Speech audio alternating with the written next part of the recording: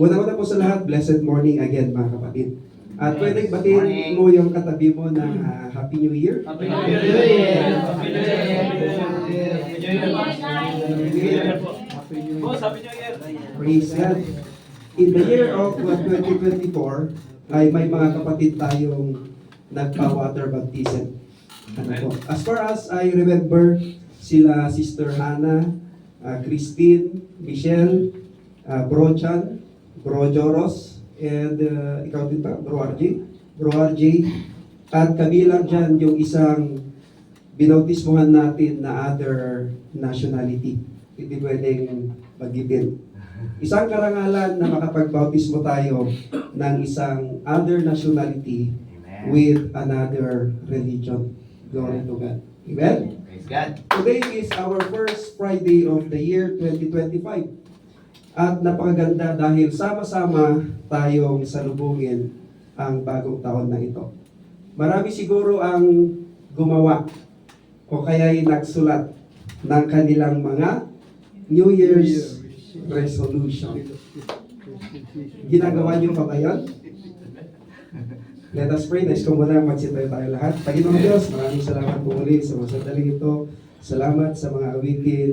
Salamat sa iyong mga salita, Panginoong Diyos. Salamat sa iyong presensya sa sandaling ito, Panginoong Diyos. Sa mga sandaling ito, Panginoon, prepare our hearts, cleanse us, forgive us, Panginoong Diyos.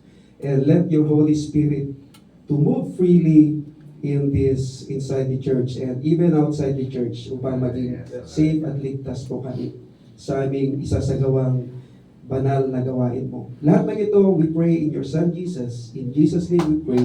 Amen and amen. Praise the Lord. Ang aking babahagi sa inyo ngayon is, what did you resolve? What did you resolve? Magsisimula tayo sa definition of resolution. Dahil palagi nating naririnig ang resolution kapag New Year. Baka pati tayo mayroon tayong New Year's resolution every year. According to Oxford Dictionary, resolution is a firm decision to do or not to do something. Sa Tagalog, matatag na desisyon o pagpapasya na gawin o hindi gawin ang isang bagay. At ang similar or synonyms ng resolution is plan, commitment, pledge, promise, at iba pa. Question mga kapatid, how is your New Year's resolution noong 2024? O kaya'y sa mga nagdaang mga taon? Sinunod mo ba o hindi? Ilan kaya ang tinupad mo at hindi mo tinupad? In your New Year's resolution, last year, gaya ng ating mensahe ngayon, what did you resolve? Maybe, paulit-ulit lang din ang New Year's resolution natin kada taon na ipinapangako natin sa ating sarili o sa Diyos na magbabago na ako o hindi ko nagagawin ang mga ginagawa ko dati. Pero pagkalipas lang ng ilang araw na pagbabago, ay hindi rin natin ito magawa-gawa. Kung ano man ang mga ginagawa natin na mabuti noong nakaraang taon, ay ipagpatuloy natin. Amen? Pagpatuloy mo lang yan. At kung may mga hindi man mabuti, this new year is a new beginning for you. For better beginnings. Amen? Isang bagong simula para sa iyo, para sa mas magandang simula. Kaya blessings din ang New Year.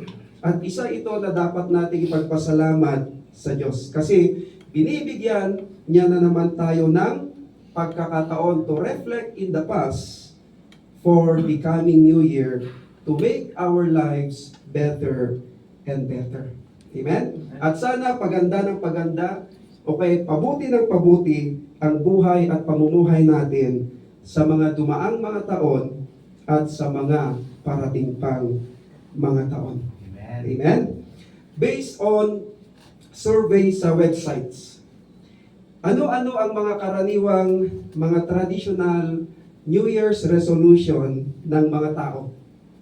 If we say traditional, ito ay nakagisnan na ng tao noon pa hanggang ngayon. Tignan natin ang mga pangunahing apat na traditional New Year's resolution ng mga tao based on survey.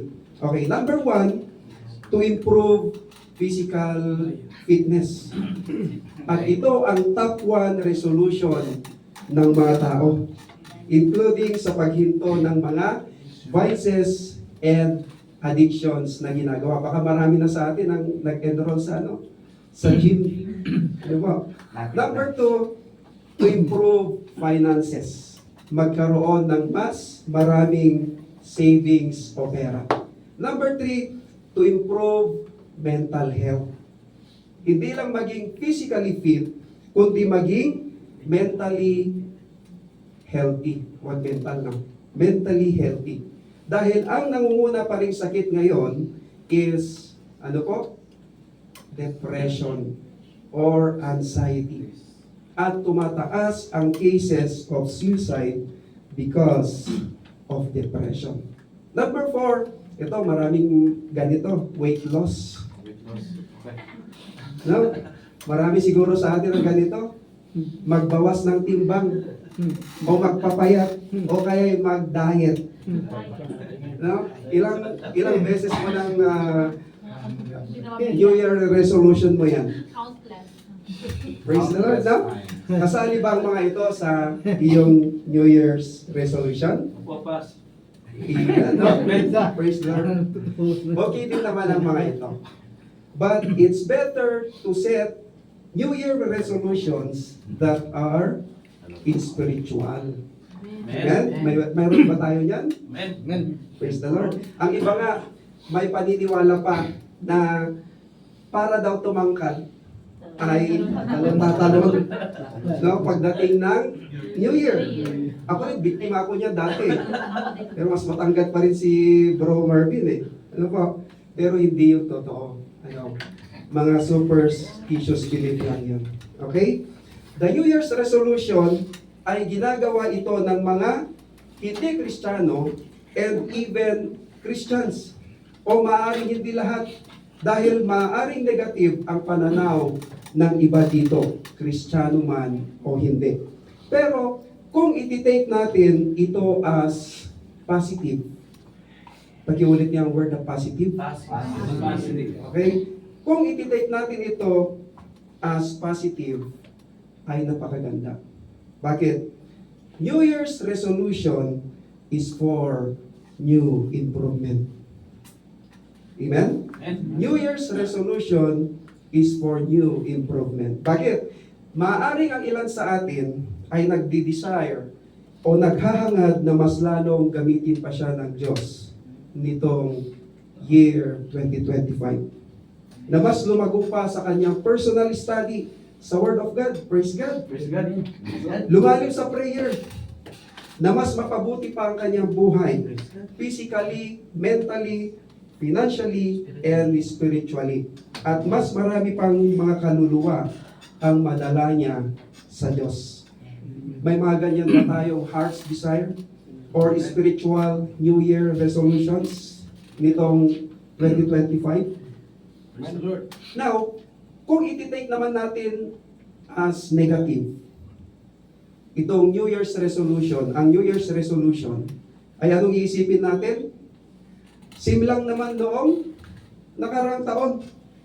Parang hindi welcome sa iyo ang new improvement dahil paulit-ulit lang naman at walang pagbabago. Again, resolution is a firm decision to do or not to do something.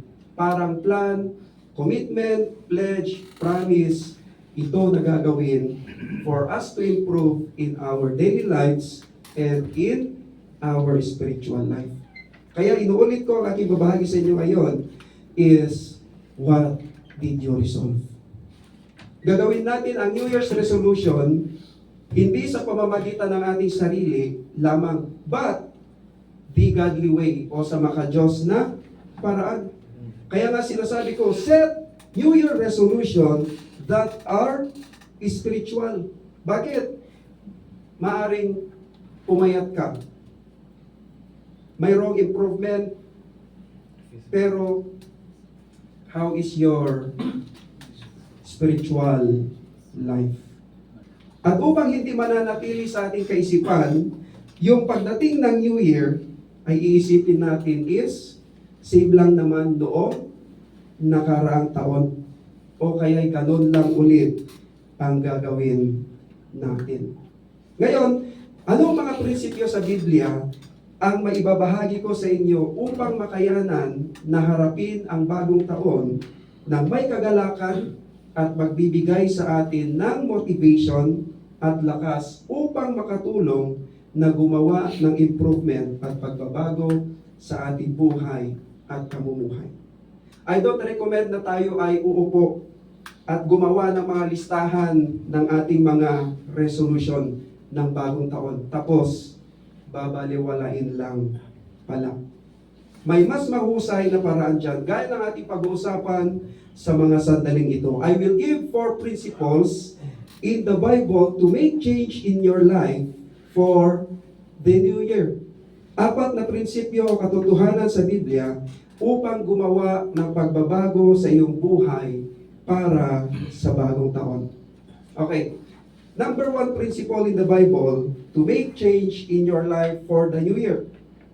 Okay? Pangunahing prinsipyo o katotohanan sa Biblia upang gumawa ng pagbabago sa iyong buhay para sa bagong taon. Number 1, seek what God wants for your life. Hanapin kung ano ang nais ng Diyos para sa iyong buhay. In Psalms chapter 25 verses 4 to 5, it says, "Show me your ways, O Lord. Teach me your paths. Lead me in your truth and teach me. For you are the God of my salvation. On you I wait all the day." Psalms chapter 25 verses 4 to 5. Praise God. Ito ay prayer ni King David. At napakagandang panalangin niya ito. Sabi ni King David, "Show me your ways, O Lord. Ituro mo sa akin ang iyong mga daan, O Panginoon." Hindi ba napakagandang panalangin yan? Ipinapakita sa atin dito na tignan kung ano ang kalooban ng Diyos para sa ating buhay. Kung ano ang nais or desire ng Diyos sa ating buhay. At kung ano ang plano ng Diyos sa ating buhay. Kaya nga, show me your ways, O Lord. Pero ang madalas nating ginagawa sa ating buhay at sinasabi natin na ito ang mga gusto kong pagbabago na gagawin ko. And then, sinusubukan nating gawin ang mga pagbabagong yun. Pero kung sa pansarili lamang natin gagawin ang mga ito, ay mahihirapan tayong isagawa. Amen? Ang pagbabagong nais ng Diyos para sa ating buhay. Kung sa sarili lang natin gagawin ang mga ito. We are weak kapag wala ang God's power. Kaya kapag nananalangin tayo ng "Show me your ways, O Lord," ay sinasabi natin, "Panginoon, ihayag mo sa akin ang mga bagay sa aking buhay na hindi naayon sa iyong mga kalooban, sa iyong kalooban." Ano yung mga halimbawa niyan? Katulad ng mga vices, poor devotional life, poor prayer life. Ang tagal-tagal na sa paglilingkod, wala pa rin devotional and prayer life. Tapos ang gusto, mag-preach pa. Same old habits at marami pang iba. Kaya, napakagandang panalangin ito sa ating buhay. Show me your ways, O Lord. At ang sumunod na sinabi ni King David sa Psalm chapter 25 verse 5, "Lead me in your truth and teach me. For you are my God, my Savior, and my hope is in you all day long." In other words, kung anuman ang mga bagay kung saan tayo nabigo noong una. At paulit-ulit tayong nabibigo dito, na kahit dumadalo na tayo sa gawain at nakikinig ng mga salita ng Diyos, dahil ang problema ay nagkukulang tayo sa pagtanggap ng kapangyarihan ng Diyos. Na kayang-kaya niya tayong baguhin sa kanyang kapangyarihan. The power to change comes from the living God. And the power to quit comes from the living God. Ang kapangyarihang magbago ay nagmumula sa buhay na Diyos at ang kapangyarihang huminto ay mula sa buhay na Diyos. Hindi natin kayang baguhin ang ating buhay kung sa sarili lang nating paraan tayo magdedepende. At hindi rin natin kayang pigilan ang isang bagay na hindi nakakalugod sa Diyos kung sa sarili lang nating kakayahan.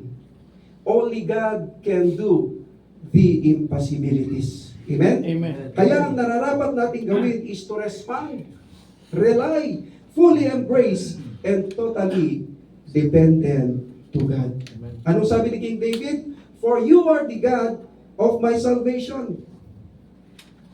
Ano man ang kahinaan natin ngayon, ay maniwala tayo at magtiwala tayo na kayang-kaya ng Diyos na baguhin ang mga ito Amen. sa ating buhay. Amen? Amen. At upang makita ang kanyang kapangyarihan sa buhay natin.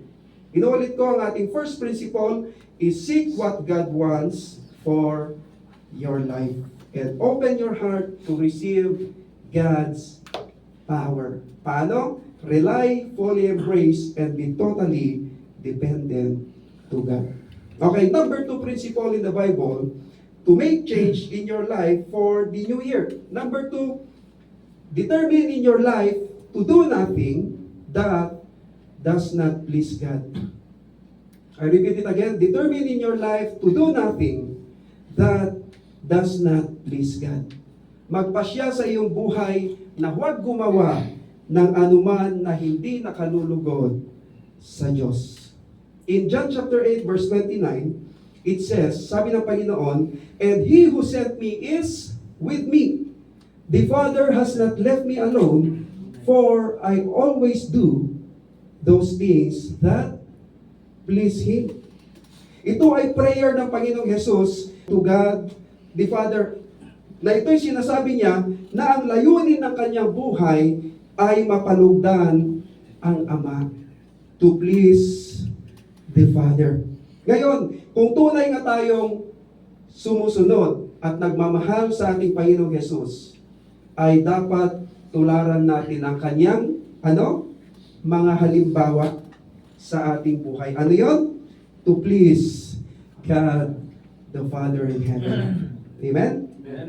Kaya kung i-apply natin ito sa ating buhay, ay napakagandang pangako nito this new year. Anong sabi ng Panginoong Jesus? The Father has not left me alone, for I always do those things that please Him.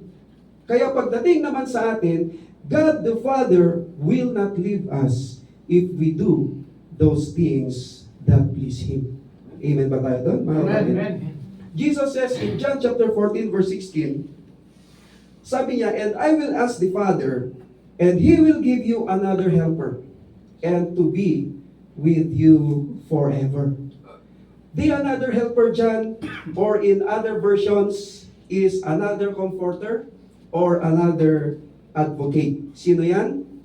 The Holy Spirit.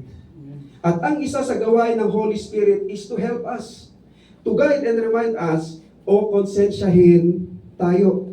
Kaya kung ano ang mga pagbabagong nais ng Diyos na gawin natin sa ating buhay, sa bagong taon, ay tutulungan tayo ng banal na Espiritu. Paano? Ang Holy Spirit ay mangungusap sa atin sa tuwing tayo ay nakikinig at nag-aaral ng kanyang mga salita at sa ating prayers. Susumbatan tayo ng banal na Espiritu kung may mga ginagawa tayong hindi nakalulugod sa Diyos. At bubuksan niya ang ating mga puso. Kaya nagagawa natin ang mga bagay na nakalulugod lamang sa Kanya. Amen? Pansin nyo, nawawalan na tayo ng gana sa mga bagay na hindi nakalulugod sa Diyos. Bakit? Dahil pinapatay ito ng banal na espiritu. Halimbawa, dati kang alcoholic and chain smoker. Pero ngayon, wala ka ng gana dito. Sa amoy pa lang, ayaw mo na. Di ba? Dati, mahilig ka mag-chicks. Pero ngayon, chick ka pa rin. I mean, hindi ka na chick boy. Di ba? Faithful ka na. Praise God. Loyal ka na. Amen? Ano ba yung mga hindi nakalulugod sa Diyos, mga kapatid? In short, mga makalaman o kaya'y makamundong gawain. Okay? Galatians chapter 5 verses 19 to 21. Sabi dito, ang mga taong sumusunod sa ninanasan ng laman ay makikilala sa gawa nila. So madali lang pala makilala yung mga walang banal na espiritu. Kasi namumuhay pa rin sila sa makalaman. Okay, ano ang mga ito? Sexual na immoralidad, kalaswaan, kahalayan, pagsamba sa mga Diyos-Diyosan, pagkukulam, pagkapuot, pag-aaway-away, pagsasakim, pagkagalit, pagkawatak-watak, pagkakahati-hati, pagkainggit, paglalasing, pagkahilig sa kalayawan, at iba pang kasamaan. Sabi ni Apostle Paul, binabalaan ko kayo tulad ng ginawa ko noon, ang mga namumuhay ng ganito ay hindi mapapabilang sa kaharian ng Diyos. Hindi pala mapapabilang sa kaharian ng Diyos ang mga namumuhay pa rin sa mga ganyan, tulad ng ating binasa. Kaya huwag mong babaliwalain kapag nangungusap sa iyo ang banal na espiritu. Sa pamamagitan ng katuruan ng Biblia, natigilan mo na ang mga ganyang gawain. Amen? Na hindi nakalulugod sa Diyos. Ano sinasabi ulit sa ating binasa? Dahil hindi mapapabilang sa kaharian niya ang mga namumuhay pa rin sa mga ganyang gawain. Amen? Kaya, this new year is new beginning. Habang mas maaga pa, mag-repent o tumalikod na sa mga ito. Amen? Yung iba, ang Diyos ang kinalikuran eh. Hindi ang kasalanan dahil mas matimbang ang kasalanan sa kanila. Ano ulit ang sinasabi sa Galatians chapter 5 verses 19 to 21? Sa English ko naman siya babasahin. Sabi doon, now the works of the flesh are manifested, which are these: adultery, fornication, uncleanness, lasciviousness, idolatry, witchcraft, hatred, variance, emulations, wrath, strife, seditions, heresies, envyings, murders, drunkenness, revelings, and such like, of which I tell you before, as I have also told you in time past, that they which do such thing shall not inherit the kingdom of God. Let us read also in Revelation chapter 21 verse 8. Sabi sa Tagalog, pero nakakatakot ang sasapitin ng mga duwag, mga ayaw sumampalataya sa akin. Sabi ng Panginoon, marurumi ang gawain, mga mamamatay tao, mga immoral, mga mangkukulam, mga sumasamba sa mga Diyos-Diyosan, at sa lahat ng sinungaling itatapon sa nagliliyab na lawang apoy at asupre, na siyang ikalawang kamatayan. Kaya anong mas magandang gawin this new year? Mag-repent o tumalikod na sa mga ito at magbalik loob na sa Diyos. At magsimula ng mas magandang simula kasama ang Diyos. Amen? Amen. Iwanan mo na ang mga dati mong ginagawa na hindi nakalulugod sa Diyos. Huwag mo nang dalhin ngayong 2025 o sa mga darating pang mga taon. upang maibigay talaga natin ang best natin sa paglilingkod sa Kanya. Amen? Amen. Dahil may mas magandang plano ang Diyos para sa iyo at sa iyong pamilya. God. Amen? Praise God. Balik tayo sa halimbawa ng Panginoong Hesus. Sabi niya sa kanyang panalangin sa John chapter 8 verse 29, "For I always do those things that please the Father." And ang prayer niya sa Luke chapter 22 verse 42, Jesus said, "Father, if you are willing, take this cup from me. Yet not my will, but yours be done." Ganun talaga manalangin ang ating Panginoon. Ano po? Ito yung time na dadapin na siya ng mga kawal ng mga Romano sa Garden of Gethsemane. At iniwan siya ng kanyang mga alagad. Judas Iscariot, one of his disciples, betrayed him. Peter, the leader of his disciples, will deny him later. And his people o ang kanyang bayan na nais niyang iligtas will reject him at isinisigaw pa nila na ipako siya sa krus. At siya'y pinahirapan, ipinako sa krus at kinukutya. Doon sa Garden of Gethsemane ay nanalangin ng 3 beses ang ating Panginoong Hesus mula sa kanyang puso sa Ama. Ano sabi niya? Ama, kung maaari ay alisin mo ang kopang ito. Father, if you are willing, take this cup from me. Ano yung kopa or ano yung cup na yon? Yan ay ang hirap na kanyang dadanasin. The cross, the betrayal, the denial, the rejection, and the nails. Pero sabi ng Panginoong Hesus sa Ama, not my will, but yours be done. At sa mga sandaling yan, anong ginawa ng Ama sa kanya? Siya'y pinalakas ng Ama. Dahil sa kanyang dadanasin sa krus. Dahil ang desire ng Panginoong Hesus was to please the Father. Amen? The Lord Jesus' desire was not to do anything nang hindi naaayon sa kalooban ng kanyang Ama. Kaya nga sabi niya, but yours be done, not mine. Ang nais ng Panginoong Hesus ay ang kalooban lamang ng Ama. Kung bakit ko ito sinasabi mga kapatid, what about us? What do we desire in our lives this new year?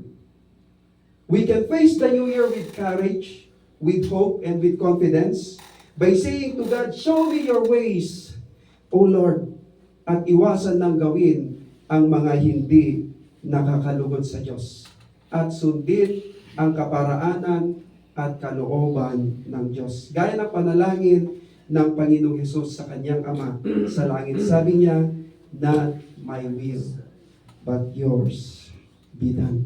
Amen? Amen. Okay, number 3 principle in the Bible to make change in your life for the new year. Parang seryoso si Sister Maribig ngayon. Praise the Lord. Number 3, believe that God will do a new thing in your life this year. Maniwala tayo na may bagong gagawin ang Diyos sa ating buhay ngayong taon. In Isaiah chapter 43 verse 19, karamihan ito na kinukuhang scripture pagdating sa New Year message. Isaiah chapter 43 verse 19. It says, "Behold, I will do a new thing. Now it shall spring forth. Shall you not know it? I will make even a road in the wilderness and rivers in the desert." Don't miss this mga kapatid. By faith, God is going to do a new thing in your marriage. God is going to do a new thing in your health. God is going to do a new thing in your finances. God is going to do a new thing in your relationship with others. And God is going to do a new thing in your spiritual journey. Amen? Amen. If we allow Him, God will do a new thing in our lives. Amen. Praise the Lord. Praise the Lord. Sabi ng Diyos, in the desert of your life, at ang desert o disyerto ay dry, or it represent spiritual dryness. At ito ay walang progress, walang improvement. Kung tayo ay uhaw sa spiritual na bagay at uhaw sa Diyos, God will do a new thing for us this year. Amen? Amen? And then encourage tayo ng Word of God in Romans chapter 12 verse 1. It says, therefore, I urge you, brothers and sisters, in view of God's mercy, to offer your bodies as a living sacrifice, holy and pleasing to God. This is your true and proper worship. Amen. Let us present our body to God na nakalulugod sa Kanya. And let us allow Him to do a new thing upang magamit natin itong kasangkapan for His glory and to do His will, and that is our true and proper worship. Amen? Amen. Isa sa magandang panalangin sa Diyos ay sasabihin natin, Father, do a new thing in my family. Do a new thing in my relationships. Do a new thing in my life. And by faith, maniwala tayong ito'y gagawin ng Diyos at maniwala tayong totoo ang Kanyang mga salita at mga pangako para sa atin. Amen? Gaya ng ating kinanta kanina, ano po? Salita mo'y panghahawakan ko. Amen? Tulad ng ating binasa sa Isaiah chapter 43 verse 19. Sabi daw, a road in the wilderness. Nakikita na kayo ng road sa disyerto? That is a miracle. And rivers in the desert. That is a miracle. Ganyan ang ating Diyos na sinasamba. Walang imposible sa Kanya. Umilit, no? Praise God. Remember, we are serving a miracle working God. Walang imposible sa Kanya. Lahat ay kayang-kaya niyang gawin kahit pa sa ating mga buhay. Amen? Even in our finances. In Philippians chapter 4 verse 19, it says, and my God shall supply all your need according to His riches in glory by Christ Jesus. God can supply our financial needs as well. Kaya ring ibigay ng Diyos ang ating mga pangangailangang pinansyal. God will do a new thing in our lives and God can supply all our needs. Amen? Kaya iwasan na sabihin, New Year na New Year, walang pera. Iwasan na sabihin, New Year na New Year, kaka-stress. Diba ba? Believe it and receive it. God will do a new thing in our lives. Amen. Amen? Yeah. Okay, last point natin. Number 4 principle in the Bible to make change in your life for the new year. Number 4, discover God's blessings for you every morning this new year. Tuklasin ang mga pagpapala ng Diyos para sa iyo tuwing umaga ngayong bagong taon. In Lamentations chapter 3 verses 22 to 24, it says, through the Lord's mercies, we are not consumed, because His compassions fail not. They are new every morning. Great is thy faithfulness. The Lord is my portion, says my soul. Therefore, I hope in Him. Praise God. Familiar na siguro itong scripture na ito sa atin. Ano po?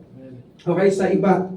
At may mga gospel songs na ganyan din ang lyrics. Tulad ng song na, ano yung title nun? Great is thy faithfulness. Great is thy faithfulness. Okay, yung ano? The steadfast love of the Lord. Ano yung sabi ng lyrics doon? There are you. Sige bro.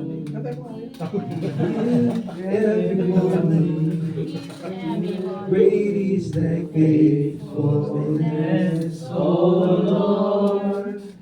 Great is thy faithfulness. One more time, one more time. They are every morning, new every morning. Praise God. Thy faithfulness, O Lord. Praise Thy faithfulness. Di ba? Ang sarap ulit-ulitin na awitin. Amen. Diba, sa ating puso. Lalo na kapag naiintindihan natin yung lyrics ng kanta. God's mercies are new every morning. Amen? Yan ang ating Diyos na sinasamba. Punong-puno ng awa, biyaya, habag, at tawa. Imagine kung nauubos lang ang awa ng Diyos. Paano na kaya tayo? Kaya, naisip nyo ba kung gaano kabuti ang Diyos sa atin? Sabi niya, His mercies, they are new every morning. His compassion fail not. Pinagtitiisan niya tayo hanggang sa tayo'y maging ganap sa Kanya. Dapat paggising pa lang natin sa umaga, ay ma-appreciate na natin ang Kanyang mga kabutihan. At binigyan na naman niya tayo ng panibagong lakas, panibagong buhay, panibagong pagkakataon sa pamamagitan ng Kanyang biyaya, habag, awa, at pagmamahal sa atin. Kaya this New Year, every day is going to be an exciting day. Amen. Amen? Amen. Para sa ating mga Kristiyano. Why? Because today is going to be a day of new opportunities, new blessings, and new breakthroughs in life. Amen. Praise God. Short lang yung ating message for today. In our conclusion, kung mas marami mang failures, pains, issues, struggles, problems, kalungkutan at kabigatan sa taong 2024, huwag mo nang dalhin yan ngayong year 2025. This new year, it's better to choose to let go of the pains. Amen. And choose to forgive those people who hurt you. What did you resolve? Maaring marami tayong iniisip na nag-improve ka sa ganito. Nag-improve ka sa ganon. O kaya maaring wala sa iba. Pero kapag nag-let go ka sa iyong mga sama ng loob at kapag nag-forgive ka, ay yan ang mas magandang improvement, progress, or accomplishment natin nito New Year. Amen? Para sa mas masaya na pamilya, relasyon, at paglilingkod. Praise God. At higit sa lahat, kung mayroon ka na talagang commitment sa Diyos tungkol sa iyong prayer and devotional life. God is giving us new beginnings, new opportunities, and new improvement this New Year. Amen? Amen. Always remember in our lesson, the 4 principles in the Bible to make change in your life for the New Year. Anong mga ito? Number 1, seek what God wants for your life. Number 2, determine in your life to do nothing that does not please God. Number 3, believe that God will do a new thing in your life this year. And number 4, discover God's blessings for you every morning this New Year. Brothers and sisters, from the bottom of my heart, Happy New Year. Happy New Year. Praise the Lord. Ang salitang manigong sa Ingles is prosperous. Okay? Tandaan natin, ang salitang manigong sa Ingles is prosperous. At ano yung other terms ng prosperous or manigong? Maunlad, matagumpay, at masagana. Kaya masagana, matagumpay, maunlad, at manigong bagong taon or prosperous New Year sa inyo, sa inyo. Panginoon. Maligo. May we have, praise God, no? Excited talaga tayo sa New Year now. May we have a blessed New Year. I declare blessings upon blessings. Amen. Blessings upon blessings to you and to your family this new year. Amen. Pwede magsitayo tayo lahat. At ipakita natin na excited tayo. Ako. Praise God. Okay? Okay. Sabay-sabay nating isigaw with courage, with hope, and with confidence. Welcome 2025. Exciting Happy New Year. Inulit ko, welcome 2025. Exciting Happy New Year. 1, 2, 3, go! Welcome 2025! Exciting Happy New Year! Praise God.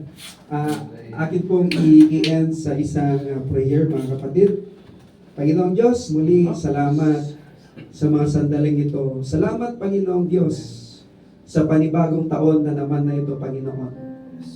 Ano man yung ipinaranas, ibinigay ng taong 2024 at sa mga nagdaan pang mga taon, Panginoong Diyos. Ito man, maraming struggles, maraming failures, maraming problems, maraming discouragements, Panginoon.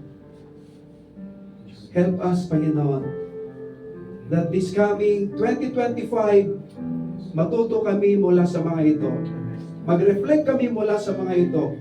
Help us this year 2025, tulungan mo po kami na huwag na naming dalhin ang mga ito sa taong 2025, Panginoong Diyos. Salamat, Panginoon. Binigyan mo na naman kami ng panibagong taon. Panibagong buhay, panibagong pagkakataon, Panginoong Diyos. Maaaring ang ilan sa amin dito, Panginoon, is still seeking, is still searching, Panginoon, kung saan ang direksyon ng kanyang buhay.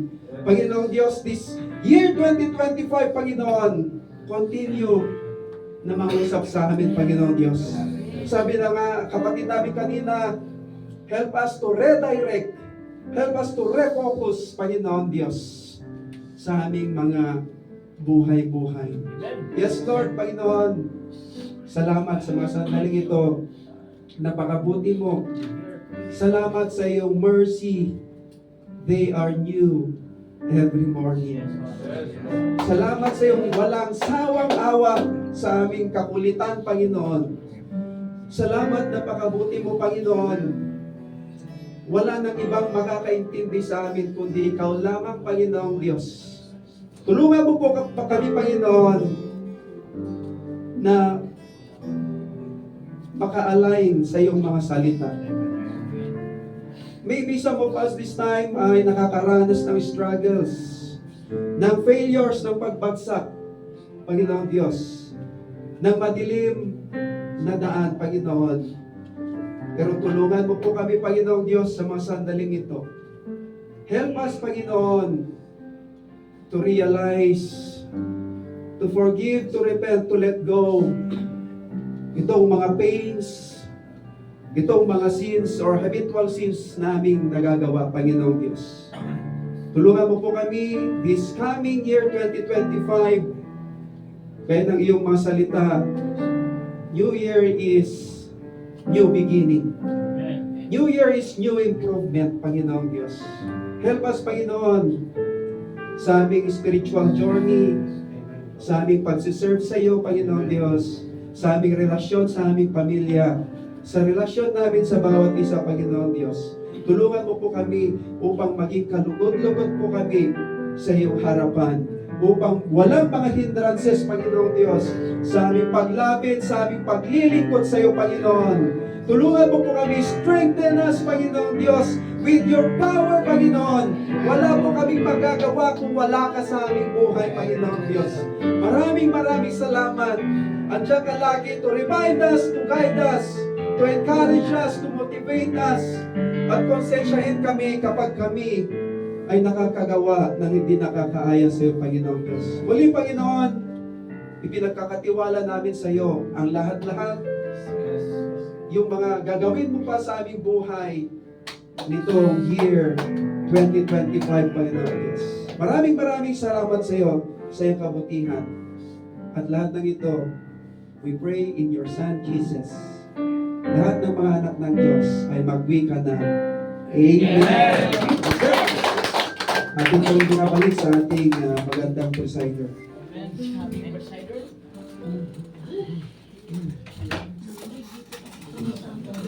Salamat po pa sa iyong pinahagi sa amin ng mga words of God. So, mga kapatid, ano ang inyong mga New Year's resolution? Praise God! Kaya nga ni Pastor, sabi niya, New Year's resolution is for new improvement. So this new year, mga kapatid, it's better to have a spiritual New Year's resolution. So, napakaganda po ng mga pinahayag na ni Pastor na salita ng Diyos, yung mga 4 principles para po to make change in our life. So ngayon, yun nga, hingin natin sa ating Panginoon kung ano ang kanyang gustong mangyari. Ano yung gusto niyang mangyari sa ating buhay. Amen? Ask for guidance sa ating Panginoon through prayers. And iwasan po natin yung mga bagay na hindi kaaya-aya sa mata ng ating Diyos. Move on na tayo, mga kapatid. Yung mga pangit na pag-ugali natin sa basket, iwanan na natin yun. Move on na tayo sa ating bagong buhay, bagong taon ay magbagong buhay na tayo.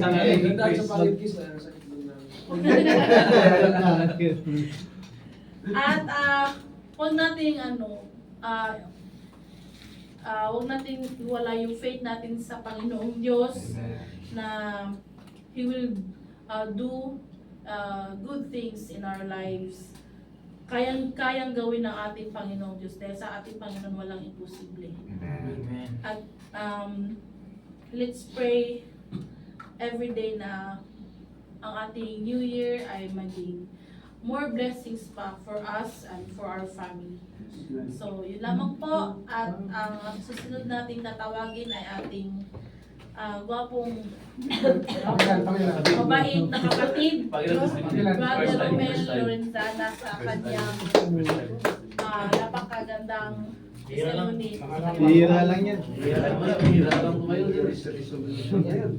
Yan, magandang umaga po tanghali po sa lahat. Kumusta po ang isang linggo natin na binigay ng Panginoon sa bawat araw at saka minuto sa inyo, mga kapatid? Kumusta po ang bagong taon natin? Praise God. Yan, gusto ko lang po pasalamatan ng Panginoon dahil napakabuti niya po sa buhay ko. Amen. Hindi na po ako nakakaranas ngayon ng dati kasi lagi akong nakakaranas ng sakit. Tagal po mawala, no? Dahil sa tulong ng Panginoon, ito medyo okay na ako. Hindi na ako natatablan siguro. May shield of armor na ako sa Panginoon. Yun po yung salita ng Panginoon na kung hahawakan po natin siya, talagang magiging baliwala po yung lahat ng mga sakit na yan. Meron man yan, pero hindi na yung mild na lang, hindi na yung hindi pa doon na malala. Nagpapasalamat ako sa Panginoon dahil lagi ako nakakadalo dito sa gawain. Kahit minsan yun, tinatamad ako pag yun nga eh. Diba? Tinatamaan ko pala. Diablo talaga, hahawakan ka talaga na hindi ka paputahin dito. Kasi siguro yung tinatamad ka, yun po gawa ko ng diablo yan. Kaya mga kapatid, lagi tayong manalangin sa Diyos Ama na siyang nagbibigay sa atin ng kalakasan sa pang-araw-araw. Lalo-lalo na po sa trabaho natin, kung hindi po tayo magpapasalamat sa Kanya, hindi po natin magagawa ng maayos yan, mga kapatid. Kung may mga problema po natin, may problema man po tayo sa sa personal natin, dulog natin sa Panginoon dahil siya lang po yung makakalutas nito kung pangahawakan natin yung salita niya at huwag tayong bumitaw sa salita ng Panginoon. Kung asan na tayo ngayon, stay focus lang po tayo sa salita ng Panginoon at gawin natin yung sa pang-araw-araw na ginagawa natin. Siya po yung gawin nating buhay kasi hindi po natin ito magagawa talaga kung hindi natin isama yung salita ng Panginoon sa pang-araw-araw natin mga kapatid. Ayan, gusto ko lang po rin yung pasalamatan ng Panginoon dahil meron tayong pastor na laging nagbibigay at nagbabahagi ng salita ng Panginoon. Salamat Pas, ang Panginoon na po ang siyang magbigay sa iyo ng blessing sa pamilya niyo po. Maraming salamat po mga kapatid, lalo na po sa Panginoon. Yun nga po sabi nga po doon sa sa Ephesians 5:20, ang kayo laging magpasalamat sa lahat ng mga bagay na sa pangalan ng Panginoong Jesucristo at Diyos na ating Ama. Yun lang po mga kapatid, sa Diyos lang po kami. Ayan, i-encourage ko rin po ang lahat. Kung sino man po yung may yung blessings na ipinagkaloob po ng Panginoon sa inyo, ay encourage ko po ang salita po. And for the things He has done.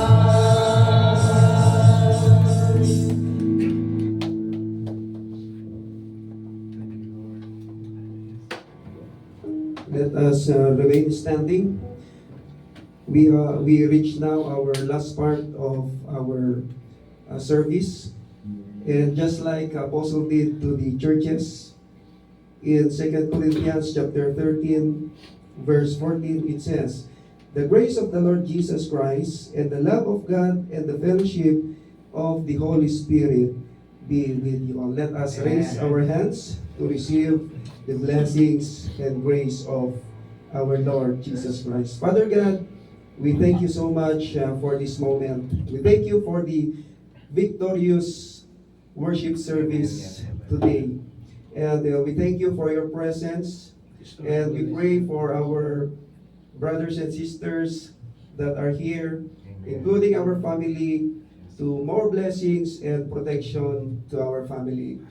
As well, our brothers and sisters that are not present this time, we pray for them for blessings and protection. All this we pray in your Son Jesus. In Jesus' name we pray. Amen.